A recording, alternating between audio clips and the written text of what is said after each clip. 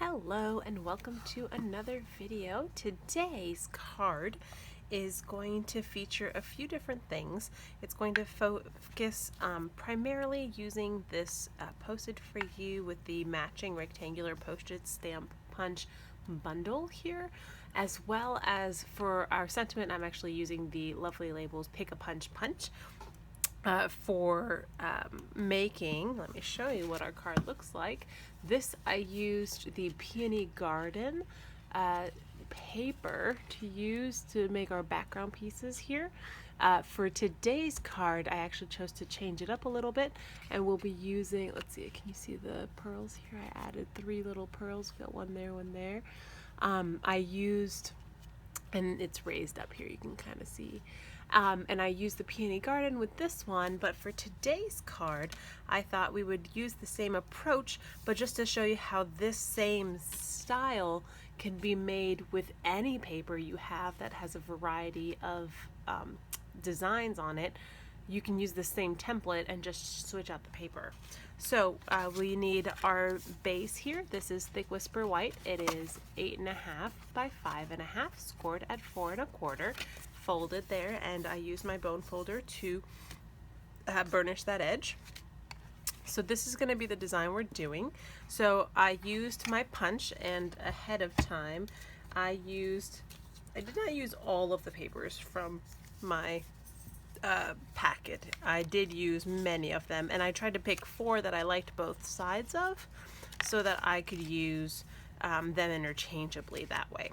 So let's move the stamp set out of the way, move the punch out of the way, and then I'll keep this here. I won't even change that up. I'll just make it, I'll change up obviously which piece goes where, but I will keep the pattern I think I had going more or less the same. So like this one here might be a good one to put right there. And actually I'm going to use my block to help hold the card down because I'm using Thick Whisper White.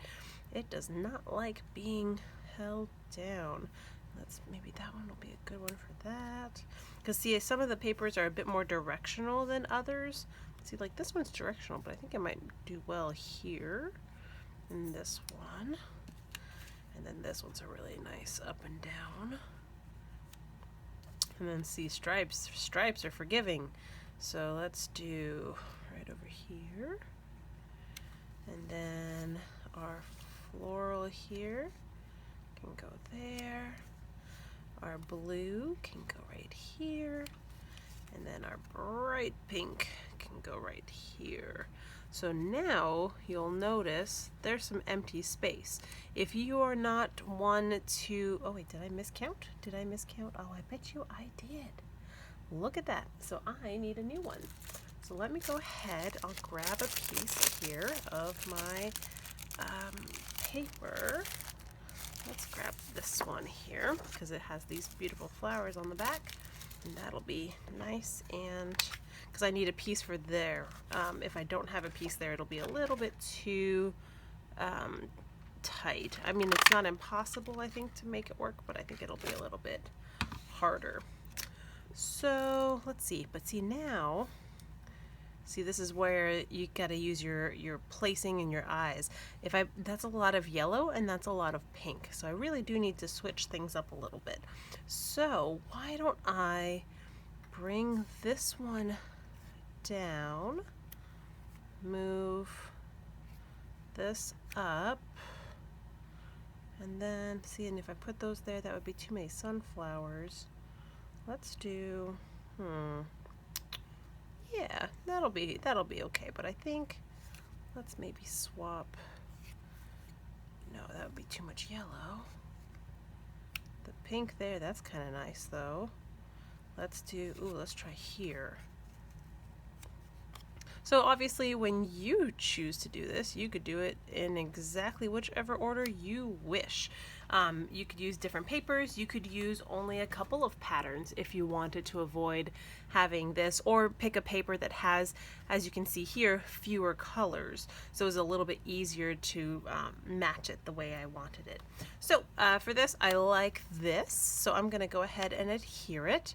So notice here how much of it hangs off. So I'm intentionally going to only put glue on that part of my piece here.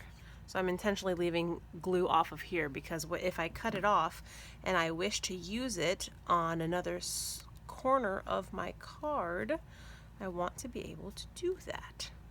So, and I'm actually going to go just right across the top so I can keep my spacing as close to consistent as possible. And then I'll move down a row. And it's going to be a little bit easier to see if things are lined up properly if I kind of, rather than going from, like, say from upper left corner down, if I stay consistently, there we go. Actually, yeah, I kind of like it going this direction. And so you can change it up. I'm keeping a pretty narrow space here.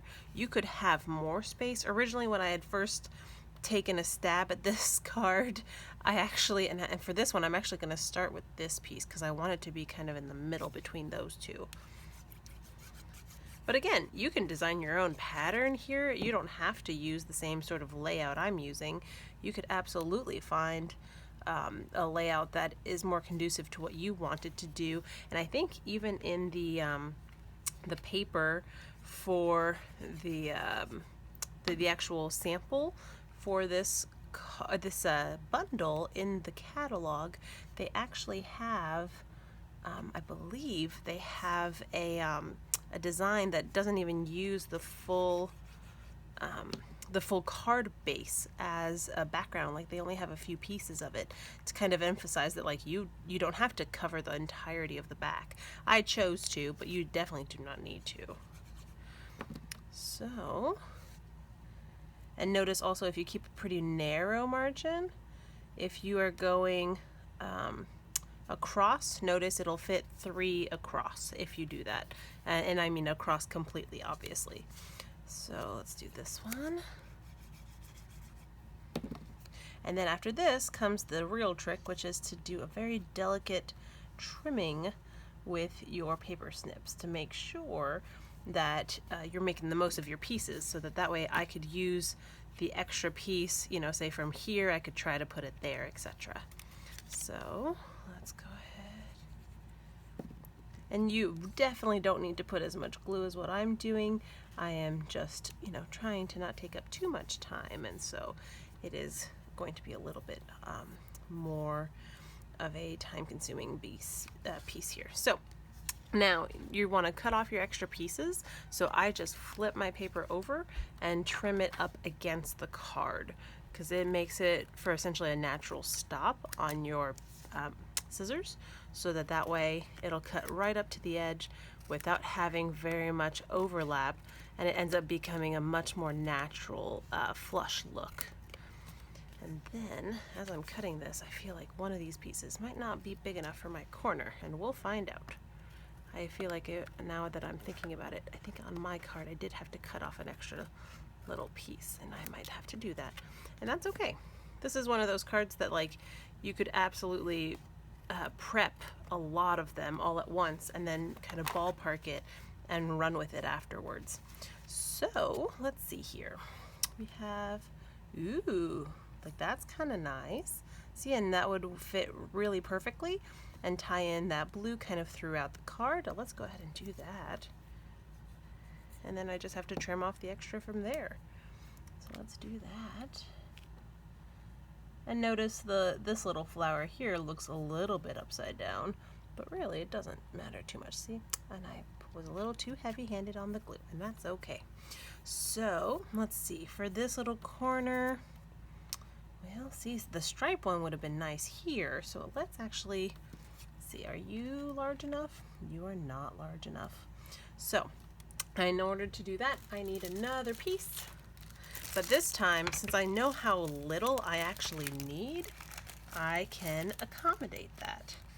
So since I'm looking for the stripe, and I only need this little corner, so I can just come in with my punch and then come in, as long as I know it's at least over that.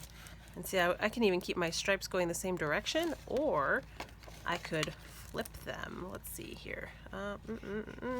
Like by going this way. Wait, hold on. This way. No, up and down. I just need to turn my paper. Goodness me. So let's go ahead and do that. Let's flip the paper so that we will flip the stripes for this to kind of tie it in, but you know, kind of show it off as almost being a little different. So then, and then we'll trim off the extra here as well. So there's that. And then again, making sure your little border is there.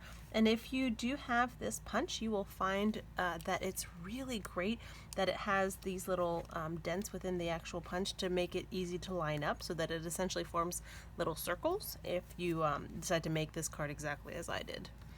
And then for this one, let's do, well, yeah, I guess we'll just do this guy, and we'll put it right here. Teeny tiny little piece, almost nothing. Almost not worth the glue, but it's good for those of you who've got like the eye for it, that you just could not get past leaving it alone. And I could have also started this further as well, and that would have solved that particular issue, but I kind of liked having it flush with this piece. So now that I have all these little extra corner pieces, I come in again with my snips and then just trim up against. Do the same here. In this case, it's actually going to be easier to do this side first, and then this side next. Here, the same thing. 1, 2, and then there we go. Our card base is ready to roll. And then for this, I decided, since the paper was really the thing that was special, I didn't really want to have too much else going on, which is why I chose to have just a simple saying, using that little banner label there, and then having obviously just a little bit, in this case, a little pearl over the having, you know, anything really major. So in this case, I thought, well, since we have these in color enamel dots, I should use those, and I chose Misty Moonlight as my ink color. Let me move this off to the side a little bit. I have just a little scrap here. Actually, I have a better one right here. A scrap of Whisper White. It is 1/2 inch, and that is on purpose because I made an actual label here that says 1/2, 3/4, and 1 inch. This most inner one here is 1/2 inch. The second level up is 3/4 inch, and the top level is 1 inch, so that way I know exactly how well they will fit. So I'm gonna go ahead, just lightly tap, tap, tap. I'll actually move this off to the side. I'm gonna try to center it a little bit. Stamp. Oh, well, see, I said center, but it's a little crooked. Let's try that again. Luckily, I've got lots of these little strips from cutting down cardstock. So if you are one to try to maximize what you use your materials, and yeah, that's a little bit better. Also, it seems I wasn't as heavy-handed with my ink. So let's roll with it. So now that you've stamped it, you want to give it a second to dry. It's not going to take long. I thought, since there was a lot of bumblebee in there, plus the blue and the yellow usually go really well together, I thought, whoops, hello. I thought I would use bumblebee as my background laying piece there. So let's go ahead. I used this one for my sample. I think I'm actually going to use this one for this card. I think that that's going to look really nice. Oh, I should probably, unlock it. You just undo the clip there, and then just stick that in, and there we go. We've got our nice edge.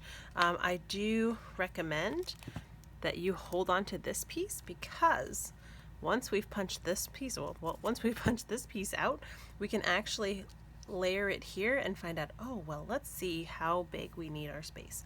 So let's go ahead, punch this one, and notice, really nice.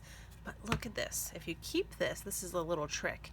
So say I want, well, that looks like that's a pretty good spacing there.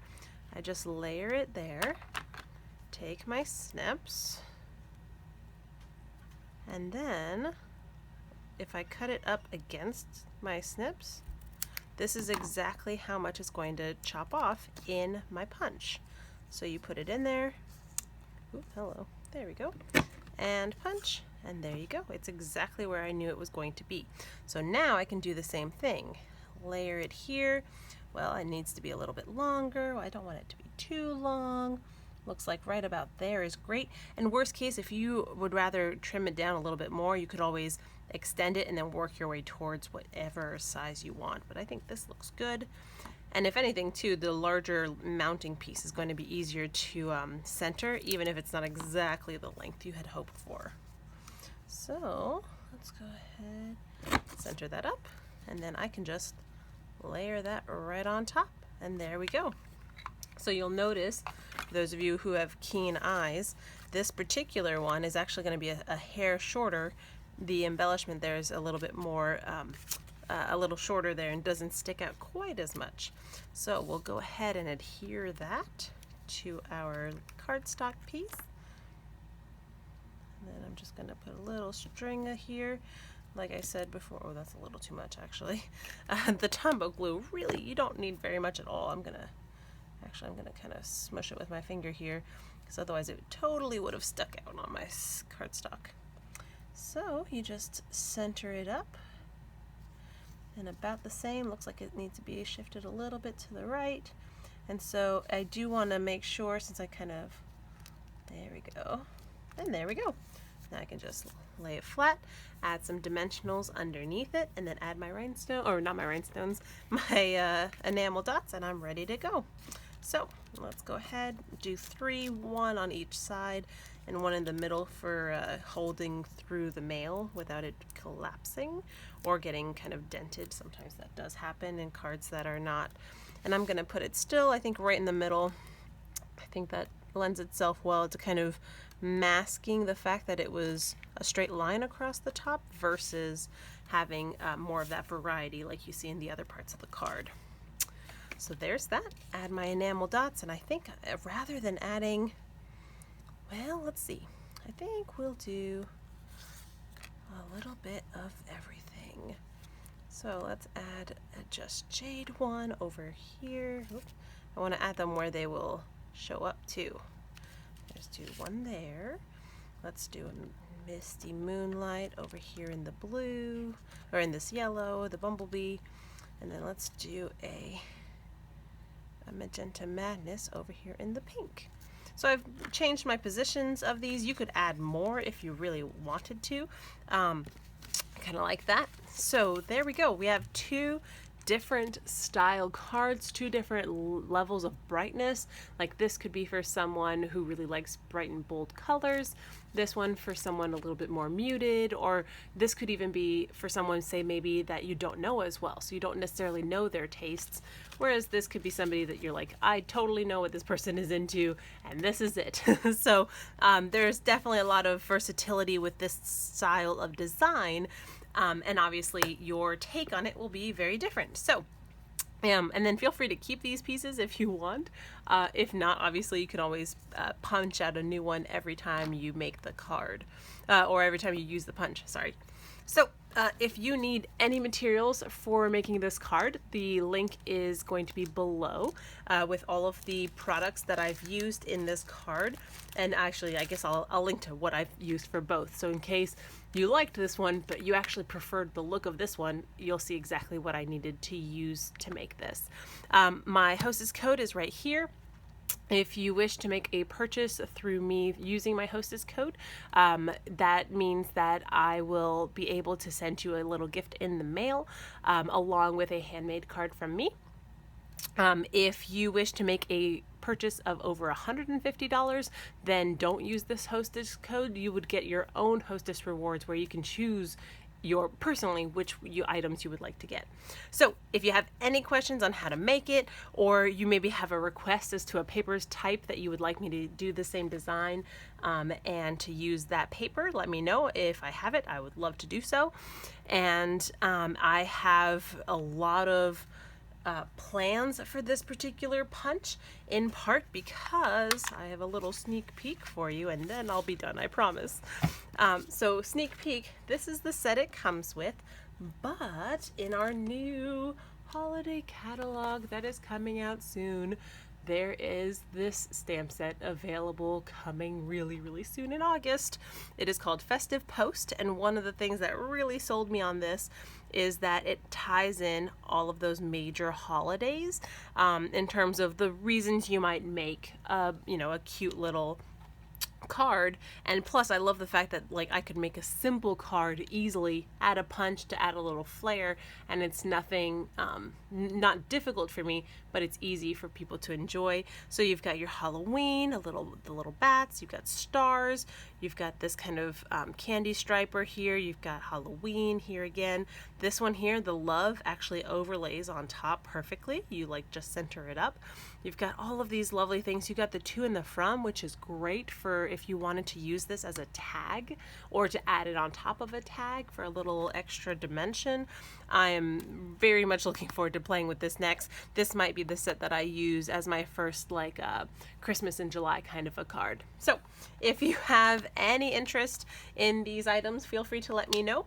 I would love to help you. If you would like a catalog for the upcoming holiday catalog launch in August, feel free to get in touch with me so I can send one your way. If you need anything or anything clarified, let me know. Please go ahead and subscribe if you haven't already done so that you can see more of my videos when they go live. If you wish to see them exactly when they go live, go ahead and hit the notification bell so that you could actually see that on your feed on YouTube. So I'll see you in the next video. Bye guys. Oops.